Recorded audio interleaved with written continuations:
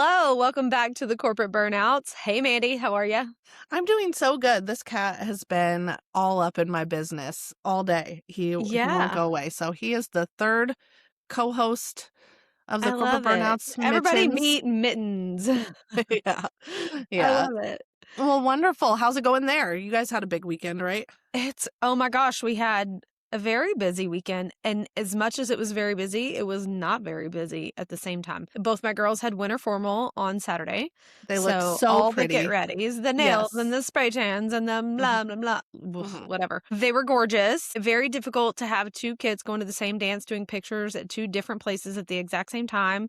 Oh my gosh. It was a hot mess. So luckily, Peyton was like, Mom, I don't really want you to come. And I was like, okay, can you send me pictures? I've yet to receive one photo of her. I got a selfie. She looked pretty, but Somebody we'll has see. pictures. You will Oh, get yeah, they're them. out. She has them. She just Yeah, likes to torture me. It's just rude, she but is. it's fine.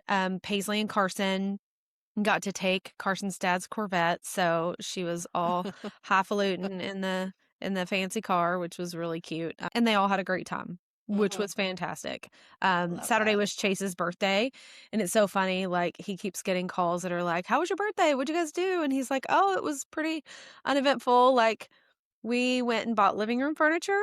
And we went antiquing, and it's like, he was like, so I guess this is 41, like Yeah, this is antiquing what is old better than feels like. drinking. Yes. Yeah. So yeah, he was like, this Mhm. morning, he's like, I'm going to make t-shirts that says like antiquing and that has a little alligator mouth that's better than drinking. And I was Drinking. like, we are old. Like I think Mhm. New Year's might be the last time that I like drank. Yeah. I mean, and I know that's only a month ago.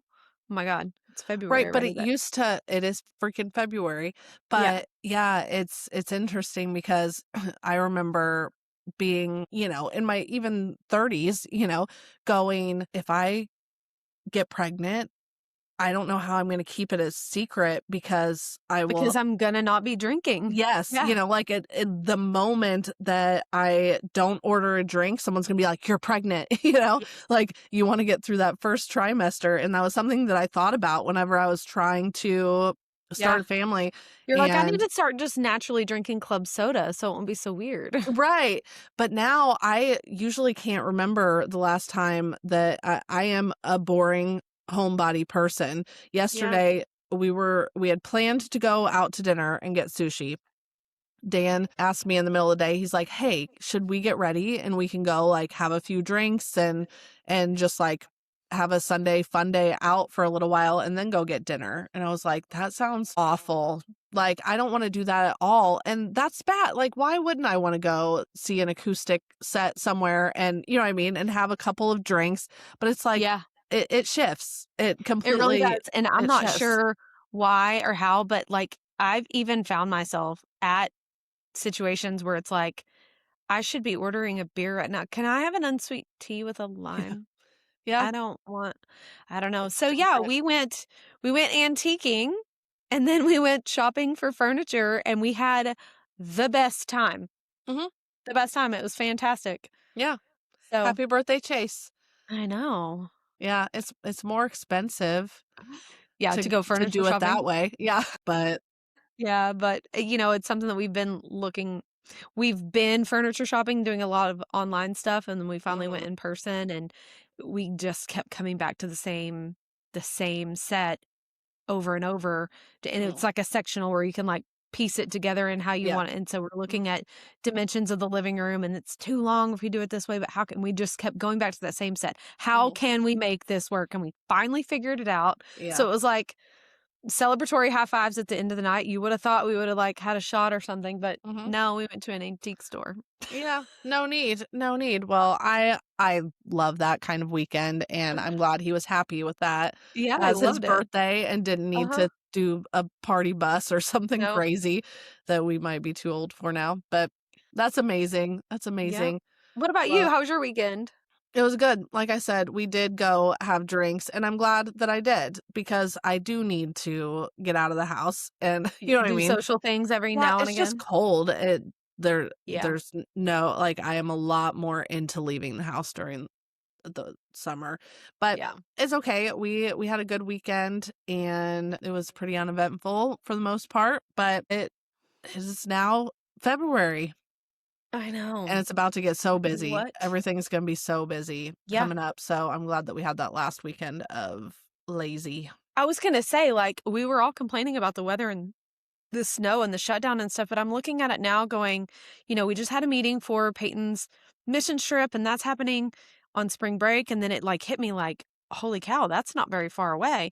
By spring break, I feel like everybody's brains go out the window, and the semester might as well be over, and the next thing you know, it's summer, and then by summer, like, why does the whole year go by so fast? And I I'm know. like, it's It just barely keeps coming at you. February, and I feel like 2026 is wrapping up because I can see everything coming at me. Yes. Yeah, it's all laid out there. And during spring break is the Become conference. I know. And so that's good. I'm glad that you will be here. We Yep. just met one of the keynote speakers of Become, and we invited her to be on the podcast. So we want to bring Whitney Kenter in. She has a great story. Y'all are going to love it. So let's bring her in. I love it. Welcome, Whitney, to the podcast. Thanks for joining us today. Thanks Hi. for having me. I'm so excited to be here. Yes. All right. I would like to introduce you to our audience today. So I'm going to read your bio. Whitney's wheelhouse is unbounded visionary creativity, audacity to dream big, and the corralling of energy to unlock value and potential in people and businesses. With more than 2 decades of experience in business advisory, financial services, and executive leadership, Whitney has led highly successful entrepreneurial businesses and organizations in the role of CEO, managing member, and board member. Currently, Whitney is founder and CEO of Glow Connective, the innovative advisory firm to businesses and executives that helps visionary leaders uncover, activate, and amplify energy to scale successfully. Clients and their teams partner with Glow as their chief synergy officer to identify and align their individual superpowers with their roles in the organization, fostering creativity and collaboration as key elements of the energy needed to shift and grow their businesses. Welcome to the podcast, Whitney Kenter. Thank you. All right. That was great to understand a little bit more about you. I think that they will kind of see where you're coming from. We would love if you would just jump in and tell us your story. Tell us where you came from and what you're doing now. Yeah. I feel like the story is a lot more interesting than that bio that, we have to kind of force to put ourselves on paper in 2 paragraphs. So I started out in public accounting, never wanting to be an accountant ever in my life. And anybody who knows me now is like, I can't believe you tried to do accounting. But I didn't last very long in a way because I was there for like 2 weeks and I was just sitting and like in a desk in a cube doing nothing, just ticking and tying. I was like, I can't do this. So I went to my partner and I said, hey, is there anything in this huge company? Because I worked for KPMG, an amazing company. And I was like, is there anything that I can do that is like interacting with people, like anything more peoply? And he was like, yeah, when you get to be a partner, you interact with people all the time. And I was like, well, I'm not going to wait like 10 years to do that. So anything else for me? And so they put me in the financial planning group.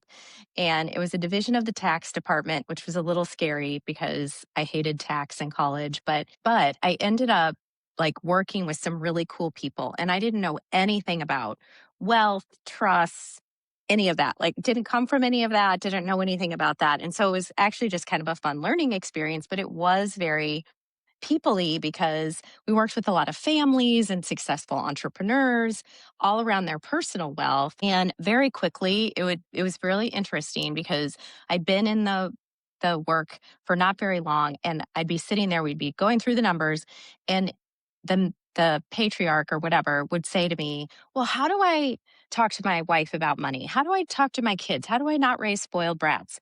And I was kind of like, why are you asking me this? Like, we're your accountant people. Like, what is going on? And so, but after like multiple times of being asked this, I was like, well, what are the answers? I have no idea what to tell them because I don't live in that world. So that started, I was like 27. That started me down this path of like, okay, what is it about wealthy people and these concerns that they have? How do I find out how to help them? And so, so for the next like 20 years, I spent my career, kind of bridging the the hard and the soft. Like the numbers came easy, that's the easy part, but the hard part is how they communicate, how they build trust within their family, how do they not screw up their kids with the wealth, and all of those, which kind of fell under this umbrella of family dynamics and family systems theory and all of that.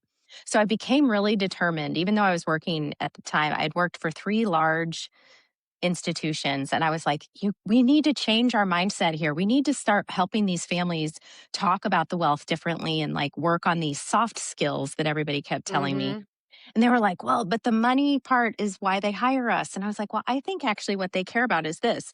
So after trying to push that agenda through 3 big bureaucracies, institutions, and they were like, yeah, do whatever you want. As long as you're selling and hitting your numbers, you can do whatever you want with your clients.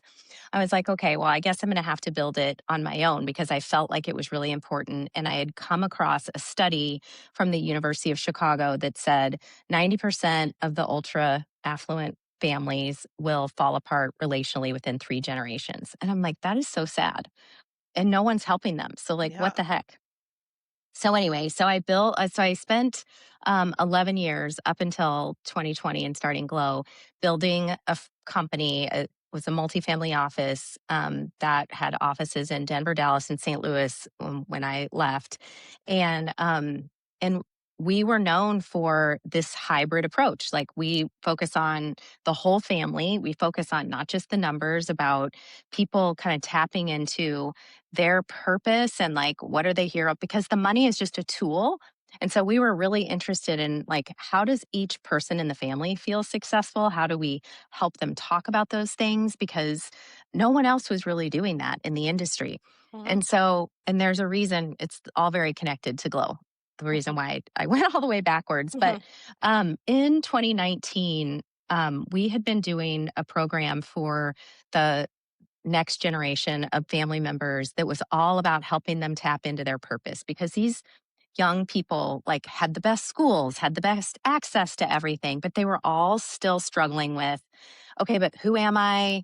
What do I really want to do? Like my parents tell me I should go to med school or go to law school or Yeah. whatever, but I don't really feel that. And so I was thinking about that. And I was also listening to a lot of my business clients, and they were like, oh my gosh, these millennials, these Gen Zs, they don't know how to work. They don't know like all the things.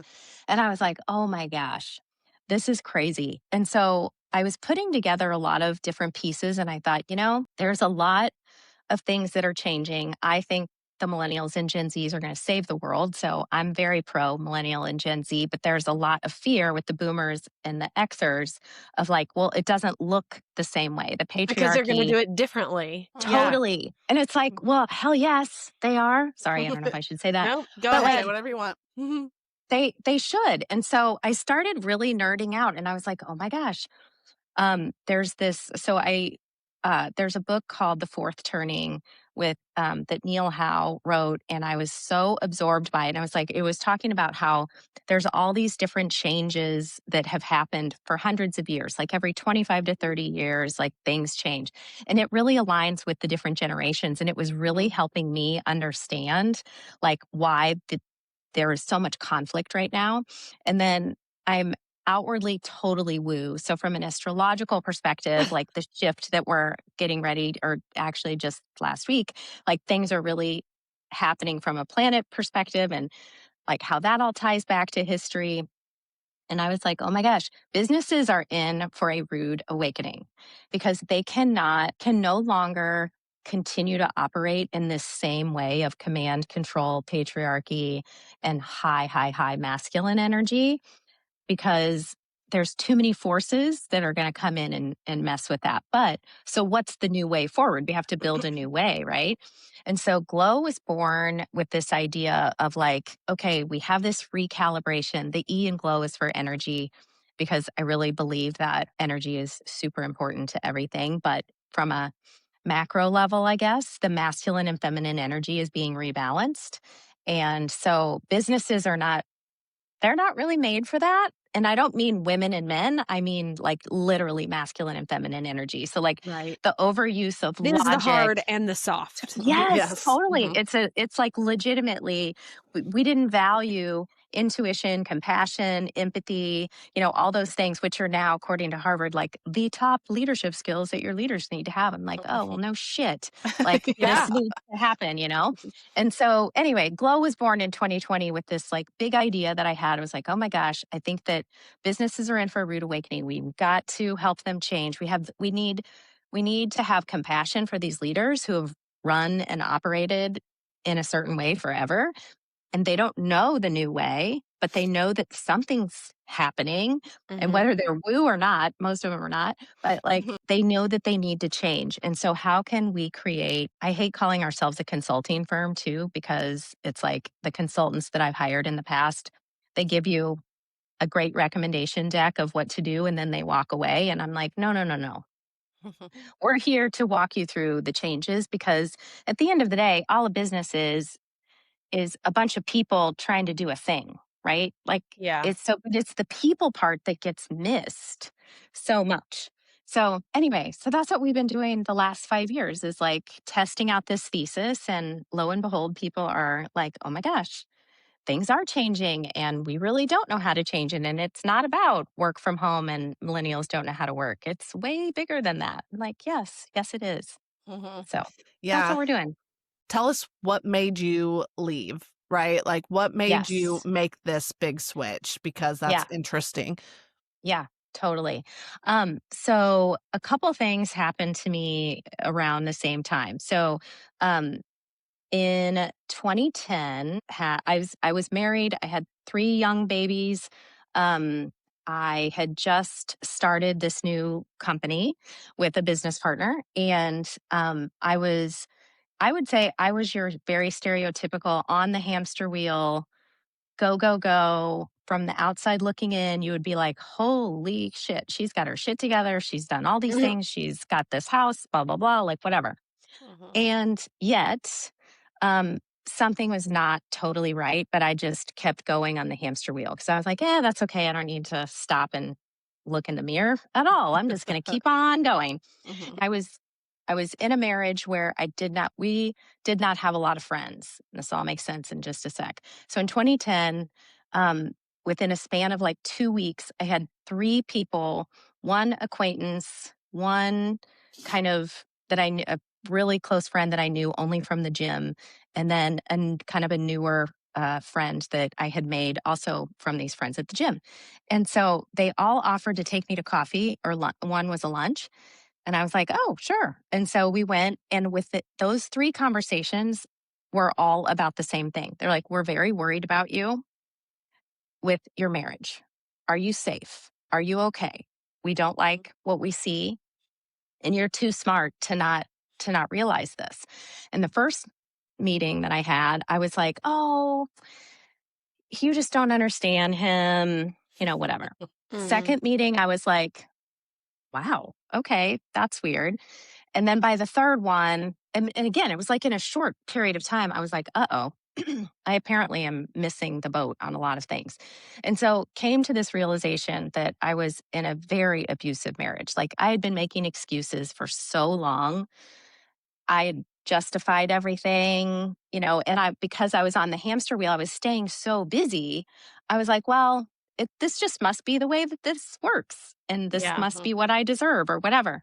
So, um, so that like set off a domino of me being like, oh my gosh, what am I doing? And then of course it shifted my perspective on what I was seeing. And I was like, ugh, I don't really know how to stand up to this person because I'm actually very scared of this person, but I should see. So that set off, ended up filing for divorce and leaving him, which was also a super traumatic experience. He did not take that lightly. And that was a terrible year and a half. But ended up, I had a 3, a 5, and a 6-year old. And I was like, well, I guess we're going to single mom this situation. I don't know anything about that. And so after kind of getting through that and like getting us into like a safe environment and stuff, I was like, I actually don't even know who I am. at the same time, I'm building this business that I've been so passionate about building, and I'm like putting so much energy into that.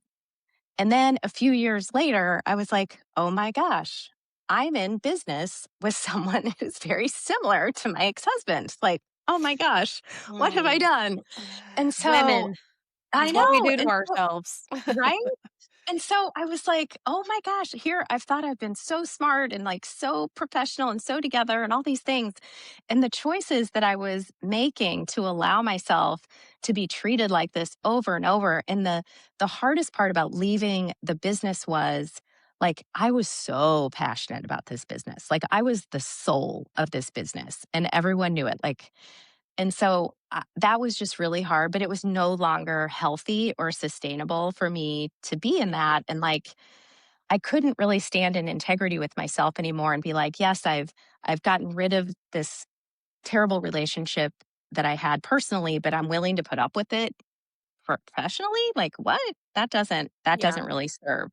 So like I had to go through this huge like unraveling of myself down to my core again to figure out who I was and like what do I really stand for. So as I was doing all of that, like everything that was coming up for me about glow was almost like a mirror moment of there's other people, not that like everybody's in an abusive relationship, but like there are a bunch of people like me that were so disconnected from who they really are that they were on the wheel. Like this is the whole purpose Yeah. of your podcast, right? Like Mhm. you're just on the hamster wheel and you're like, yeah, I'm going and blowing and doing the things and like I'm super successful and whatever, but Mhm. you lose track along the way somehow. And I And you think don't that even know was it's happening. you don't Yeah. even know that it's happening. Like it's Mhm. so sad and it's Mhm. everywhere. And I think that even though we started Glow in 2020 and everyone was like, during COVID, like, what the hell are you doing? You're insane. And I was like, well, I've had this thesis for a year and a half or two, but I think COVID's going to accelerate it because I think people are reflecting and doing some of this. But now the way that I describe it is like, for me, I had to kind of unravel myself down to my core to figure out who I was. But if I would have done that and then stayed in the same environments, it wouldn't have done me any good. No, So, you like, probably all would have been the, more miserable because you would have been aware. Yeah. yeah. And then stuck or Yeah. like just Mhm. doing the same things. And so I was like, yeah, okay. So it's the same in business. Like there was all these people, especially during COVID, saying, okay, who am I? What's my purpose and all that. But if they go back into a toxic corporate environment, then what good did all that work just do? Like, it's good that you Yeah. feel good when you're over here, but like, don't businesses have a higher responsibility to not just crank out money, but to like, they have a lot of people. Like, if all these Yep. executives that say our people are our biggest asset, I'm like, yes, but do you understand that? Like, you have a responsibility. And Yep. so if you're burning people out and your system is creating toxicity or dis-ease or whatever, like that's not good. As leaders, we've got to stand up for something different. And we're far too evolved and far too smart, right? To allow that to happen and go forward. So Yeah. so that's why I left. I mean, it was kind of a convergence of things, right? Like I Mhm. was getting stronger in myself and I was like, oh wait, I don't have to put up with this behavior anymore. But at the same time, it was almost like everything was aligning for me and everything was, I would say, the universe was dialing up the volume and being like, no, you've got to go build this thing. So like, even though you love the company that you brought into life, it's done. Like you did it. Cool. Like go give it to them and just go start something else. So it was a little bit of this weird like pull. Like I wasn't, it's, I guess, what's the phrase? Like, are you running away? Are you running to? Like I was Mhm. definitely running to, but I had this awareness like, okay, I've got to get out of this relationship that I Yeah. shouldn't have been in. So Yeah. that was my story. I think that your story will resonate with a lot of people, whether it's on the personal relationship side of things, the awakening, but specifically regarding COVID. I think that COVID went two different directions for people. There was a group of people who got way busier and things at work got way more chaotic because of COVID. probably because of the line of work that they're in. And then there are the people that either didn't get to go to work or got laid off or Yeah. whatever that really had the opportunity or the necessity to do some soul searching and figure out what their next steps were. But Mhm. for both groups of people, the ones going through more chaos, that led to who am I and what am I doing here? And the people who suddenly had all the time and freedom on their hands to go, who am I and where am I going to Yeah. go from here?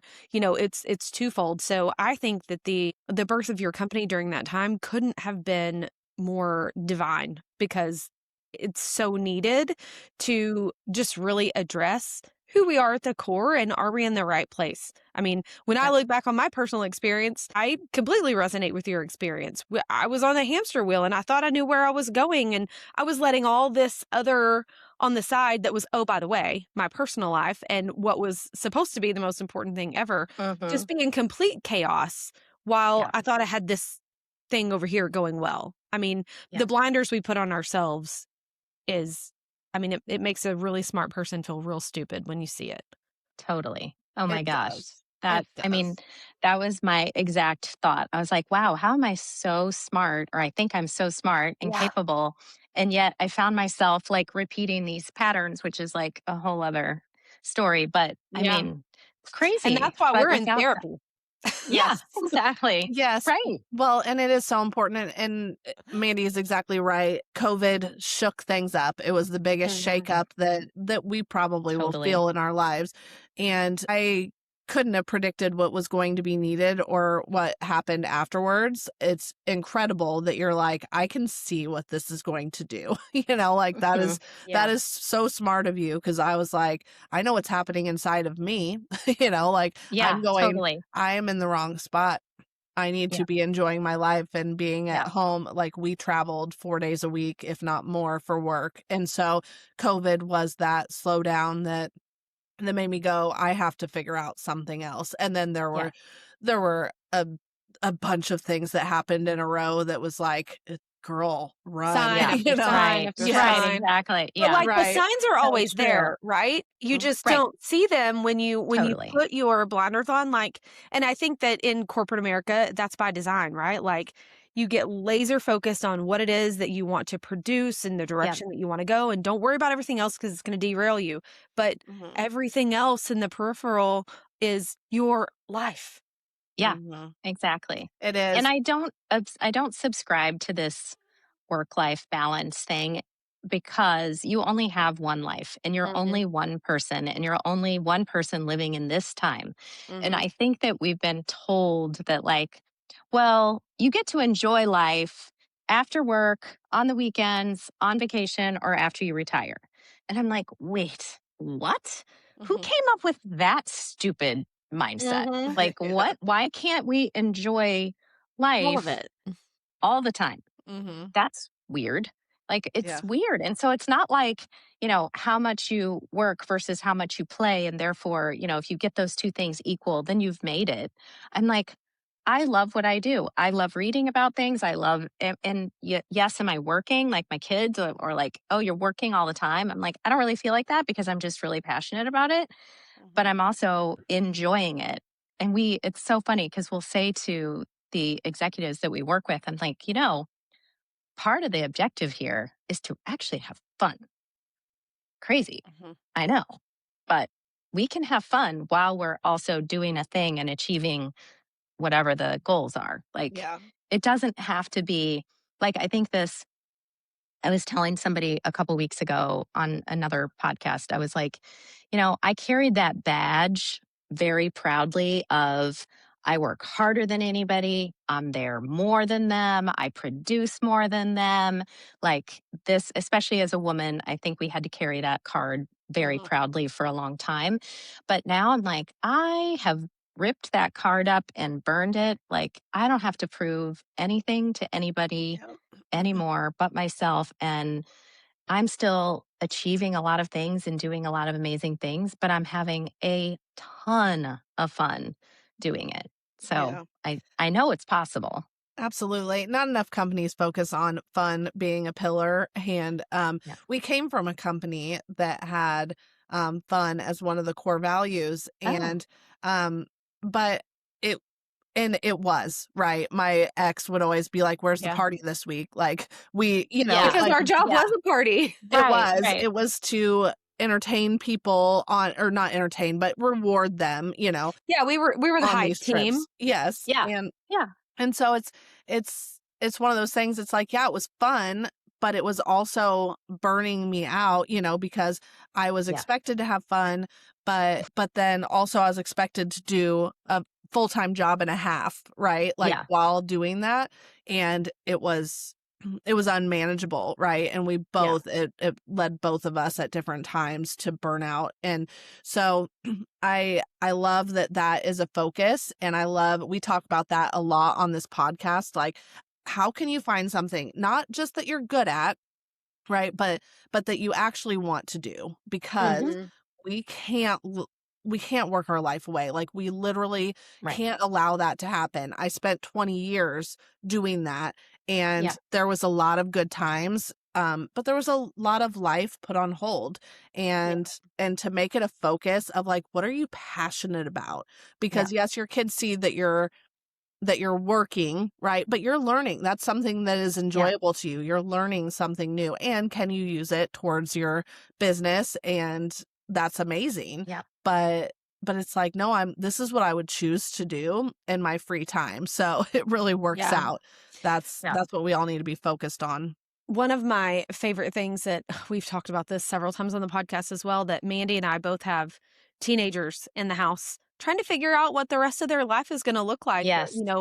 what they want to study in school, if they even want to go to college, Right. what do I want to do with the rest of my life? And I think Mandy has really cornered the market on this one in just phrasing it like, well, what do you want your life to look like? Don't worry Mhm. about like how much money you want to make, or what you like, what do you want to do, or what do you want to say? But like, what do you want your life to look like? Yeah. And figure out what you can do that you will enjoy and support that lifestyle versus the other way around, which is what we did. We did what we thought we had Totally. to do.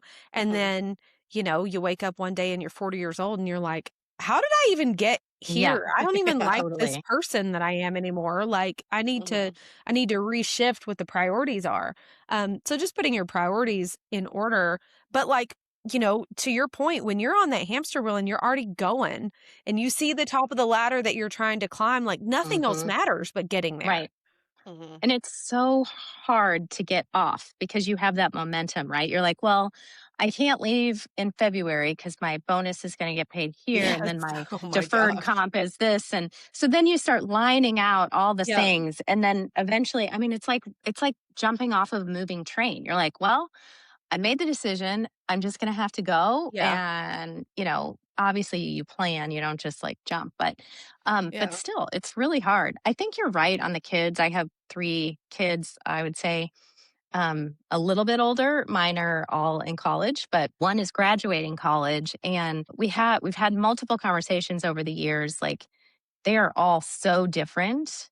And I have tried to help them understand like how they operate, because one of them is like, early on in his preschool, the teacher was like, he's a kinesthetic kid. I'm like, I don't even know what that word means. You're going to have to dumb it down.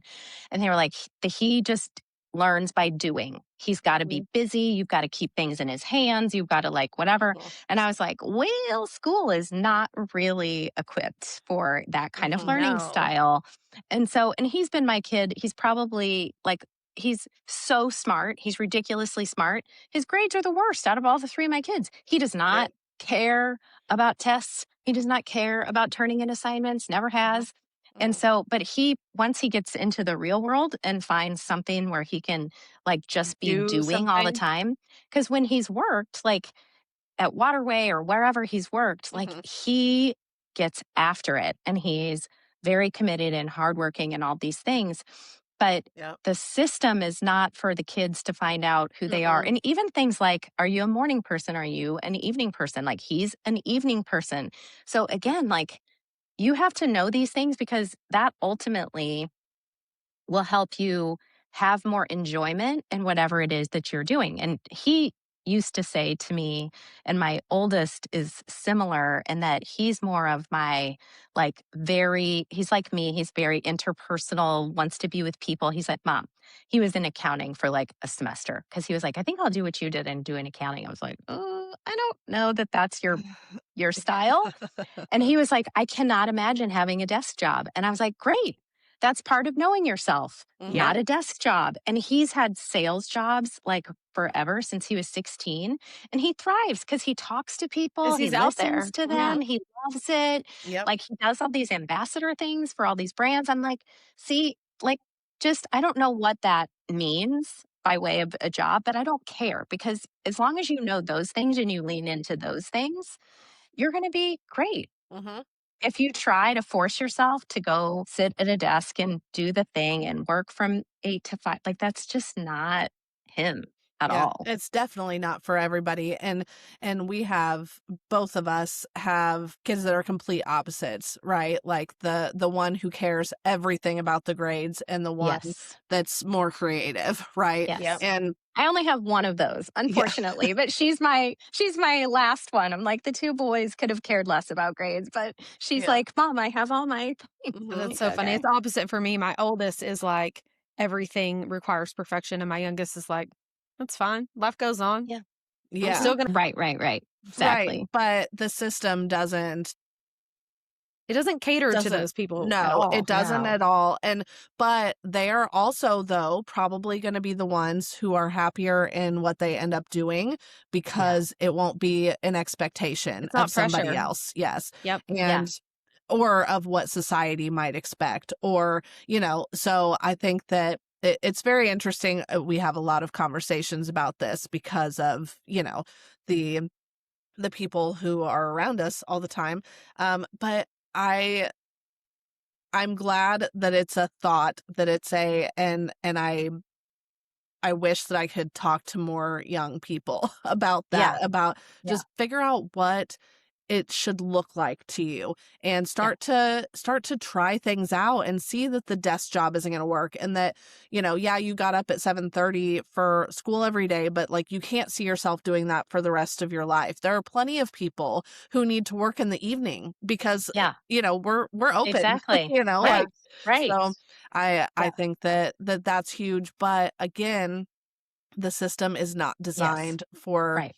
and then most people, because me and Mandy were both that way, like we spun our wheels for several years, like just kept dropping out of college because we're like, we still can't figure out what we want to do with our life. I Like didn't Right. none know of who I this is wanted to be, let alone who I was. no, Totally. but literally, when you're that creative person who's not that type A, I have to do exactly what the book says to Mhm. do, then you are going to spin your wheels if you don't have good guidance, like Yeah. Yeah. I wish that someone had been like, here are some choices, just like outside of the choices of Yeah. what's Yeah. what Right. that's on the menu.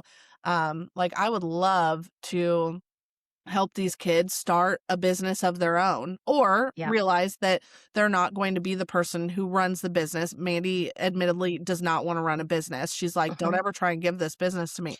It's because Like I don't wanna do any of the accounting. All that yes. Yeah. crap that you're talking about, I'm like, I Right. want nothing to do with that. Expense reports, bleh. Exactly. Yeah, Yes. to be fair, you can Yeah. hire people to do that. Yes. But in general, she doesn't want the pressure of being the Mm-mm. owner, right? And Right. some of these creative kids are also probably not going to want to do that. But then how do you get them set up in the spot where they are so that Yeah. if their priority in life is to travel and not wait until they're 55 or 65 when they Mhm. retire to travel, and then do they have the Yep. time because now their hip doesn't work, and you know what I Right. mean, like Right. can they make it's like Exactly. I want them to have the opportunity to do that because that's their priority, and no one asked me what my priority was, and Right. I had to figure it out for myself when I found myself at 35. Like Right. I didn't even try, because like you said, whenever you get that busy, you're not trying to fix anything, you're just trying to stay above water.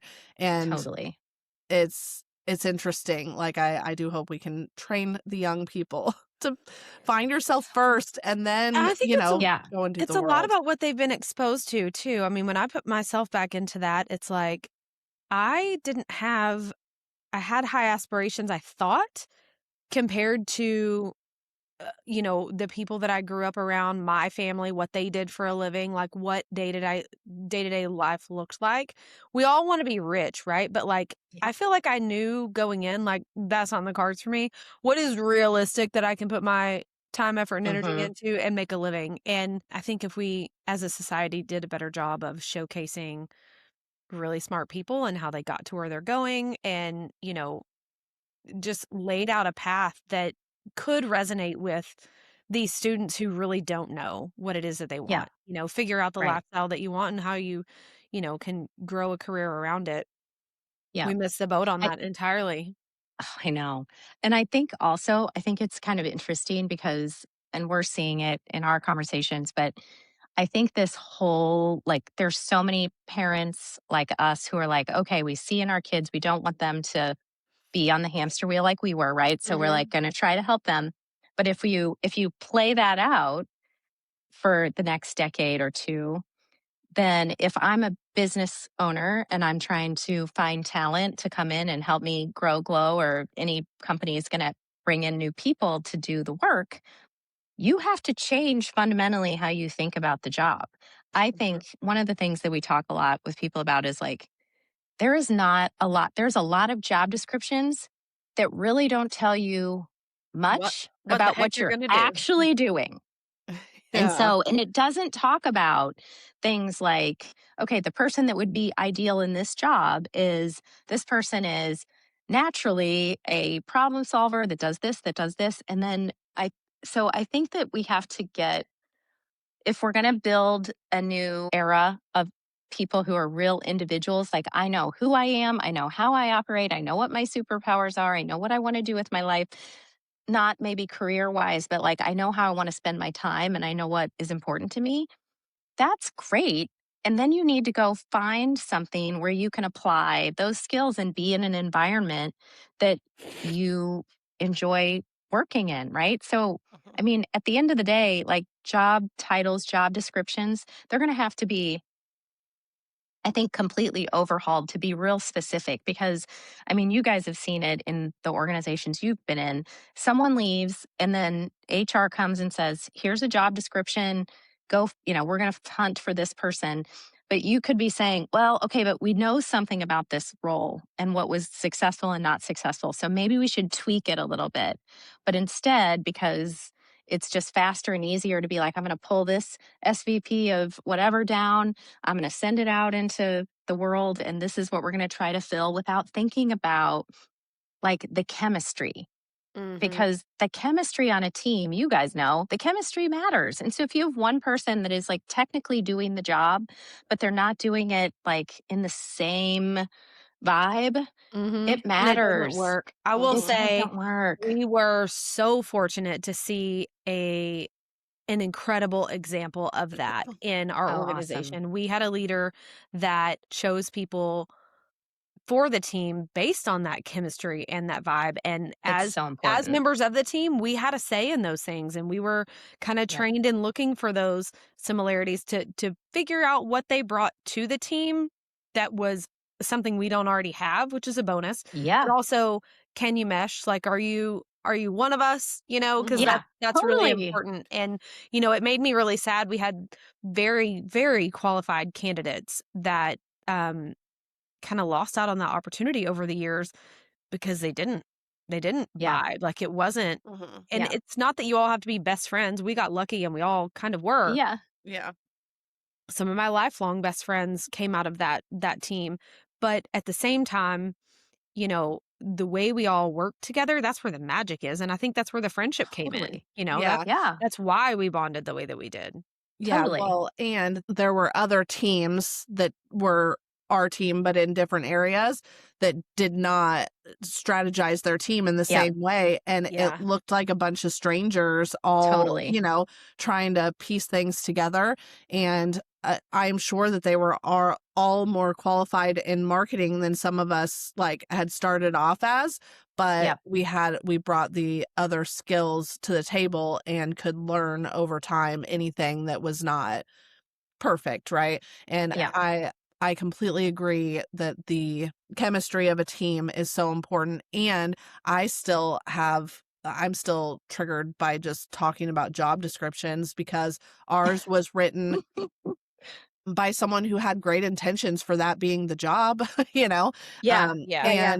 But then it just wasn't the job, or it wasn't even close to the full job. And a lot of different people thought that our job was something different. And so there were expectations coming from so many different areas. That is not a good Yeah. work environment. It's Right. not. There's a lot of muscle being used to try to shift the expectations of the role without shifting the actual job description. So Yeah. you're told one thing, but you actually have to perform it a different Totally. way for somebody else. Like that part got really confusing. And I think that you're right. Overhauling the way that you look for the person that fills a role and exactly who you're looking for versus, you know, yes, you're looking at skill sets, but natural abilities and inclinations versus, you Totally. know, can you work Excel? Like that's not enough. Right. Right. Right. And there Well, are certain things now that are just table stakes too, right? You're like, all of our kids grew up with a iPad or a computer since Yeah. what, elementary school or right. kindergarten? So, like, there's certain technological skills that you're like, yes, they know how to do that. How well do they need to know that? That's a different, like, level. Yeah. But yeah, it's crazy. Hmm. Well, I'm very interested to hear now, post crash out when Hmm. you figured out that you had to do something Yep. else and you regained your passions in another direction. Tell us about Glow. Yeah, so I would say we've had the same thesis that, things are changing, business has to change. I have publicly said multiple times, the system of business is broken and just needs to be reimagined, and I believe that for a lot of reasons. And it's taken us a few years to, like, I've talked to a lot of people who are like, "Yes, I'm on board with your thesis. So what is it that you do? Like, how are you going to do that?" Yeah. And you guys know, like, you start out any kind of business and you're like, well, I'm just like trying to do stuff and, see who will pay for this. And, you're kind of throwing stuff at the wall and experimenting, right? And so we did a lot of experimenting the first couple of years. And then what's really happened in the last, I would say, 2.5 years is it's become really clear to us that we're working basically in three dimensions simultaneously. So we're working with the individuals because, you could probably imagine we have some very old millennials, but we have a lot of Xers, and I don't even know if we have any boomers as leaders, and helping them become way more self aware. And I'm not just talking like their color or their disc style or whatever. I'm talking like, Yeah. who are you kind of stuff? Like, let's get to the root and go way deeper than you've probably ever gone before, because that's going to help you and your company.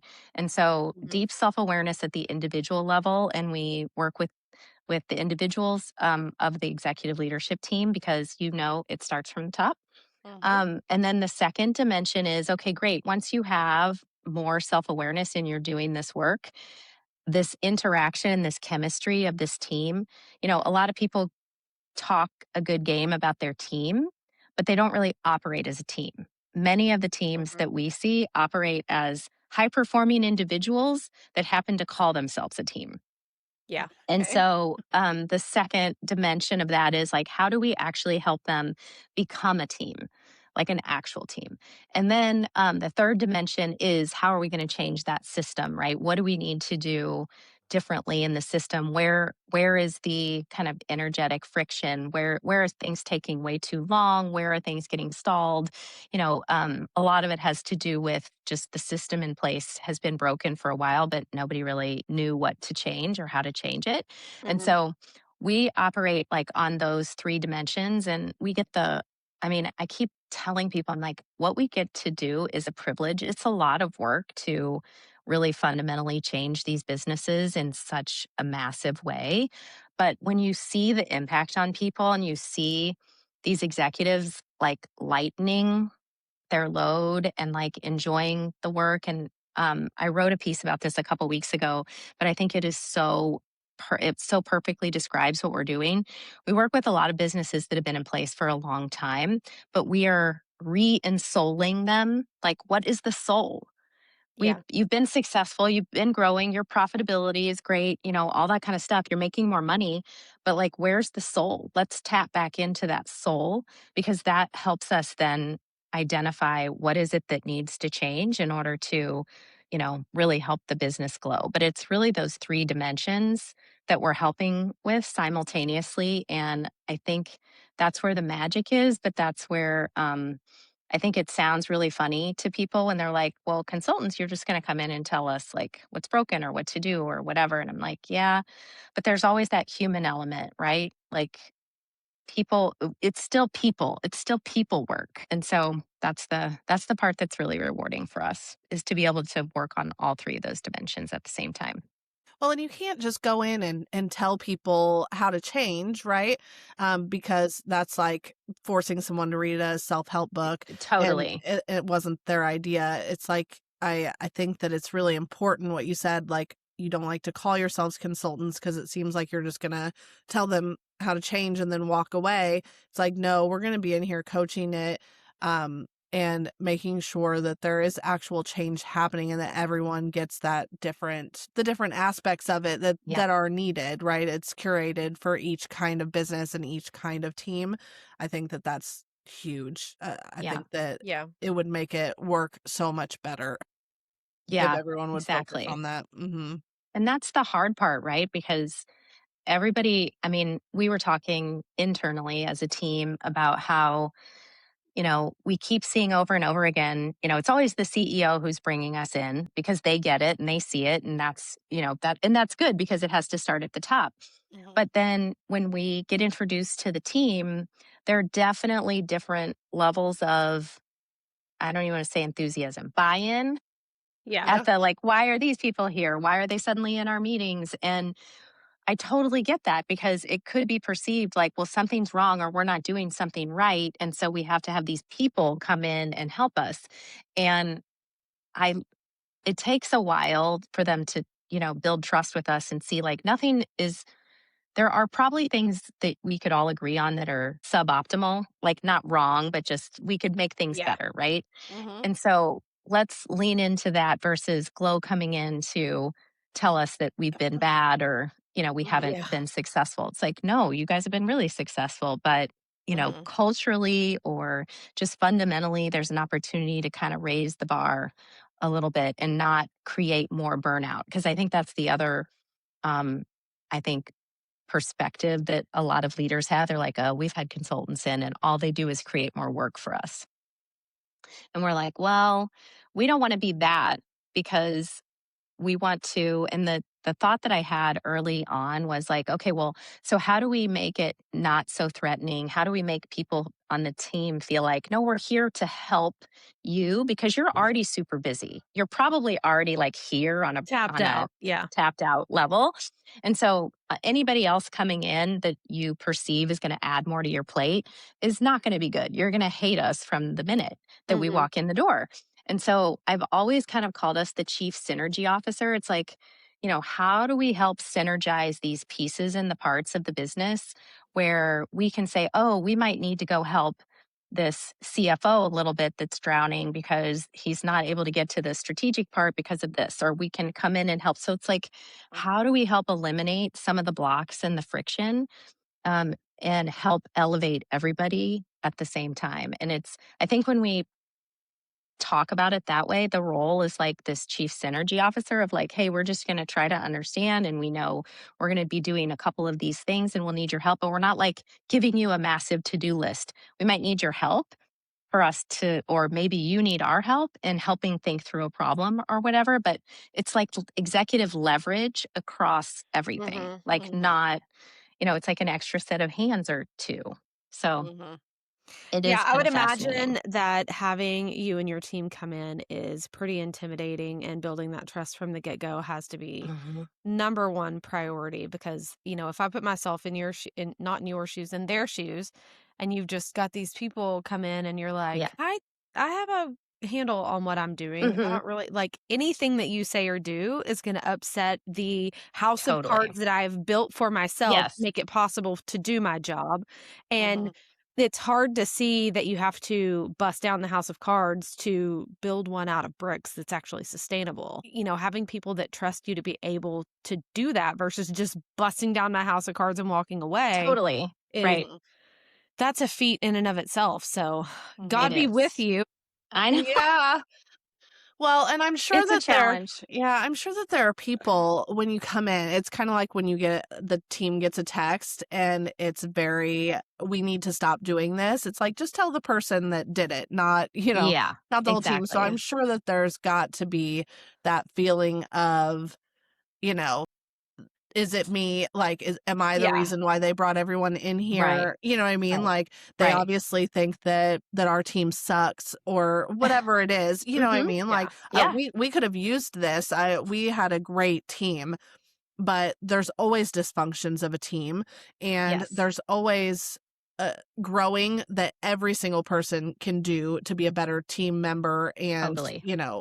everything to do with that. So, but the people who are the least self-aware Right. probably are the ones who are like, will really try and push back. Yep. And I Mhm. I had wondered how how much do you run into that where people are just like, I'm not wanting to participate in this. Like, is it a lot?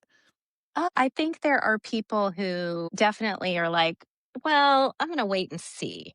Yeah, they're I'm skeptical. gonna" Mhm. Yeah, they're very skeptical. Mhm. I think that's why so kind of the way that we're working in these 3 dimensions simultaneous has been coming together much, more clear for us. So we have an executive coach that's like like a glowy coach, go Mhm. deep, deep, deep on self-awareness and stuff. So she's working with the people one-on-one about their own stuff, like their own situations. Mhm. Then we have her plus one other person who's really kind of understanding where the team is, like where is there friction, where are the things not being said in the room. Like one of the ways is um we try to have like why we're here be pretty accessible and like some easy wins. Like one of the things that we hear a lot is we just have so many meetings. I'm in meetings like all day, and then I have to do Yeah. my work after 5 o'clock. And Mhm. I'm like, okay, well, what if we could shrink the amount of time that you're in meetings? Would that be helpful? Well, yeah, but you're never going to be able to do that because I mean, we got to this and I got to that and blah, blah, blah. And I'm like, okay, well, that's where the system comes into place. Yeah. Why are you even having all these meetings? Do you have agendas? Is there follow up? Do you have preparation time? Do you like what's going on? Like, why are you having so many meetings? And most of the time, we can help shrink the amount of time that they're in meetings and make their meetings more effective. Let's get going. Like, let's either have it out because, and I also ask people, I'm like, so how many meetings after the meetings are you having? Yeah, I was And they gonna just say kind of there's the look at meeting to me. plan the meeting, and then you have the meeting, Mm-hmm. and then you have the debrief meeting about the meeting, and then you have the Yep. sidebar meetings to talk shit Sidebar about the meetings. meeting. Mhm. Mhm. Exactly, exactly. And so we're like, that is a lot. That takes a lot of energy right there. Yeah. Because if you have one leadership team meeting and you got these two people who go straight into someone's office afterwards so they can kibitz about the meeting Mhm. that just happened and who didn't say what and whatever. And so that is like, if we can give people back time and like eliminate some of those things which are really disruptive, right? In a culture, like if these Mhm. two people are going into someone's office right after the meeting and talking shit or talking about how bad that meeting was, that's not good. Like that's an indication Yeah. you guys are not really a team. Say the thing. If you didn't agree with that person, say it in the meeting.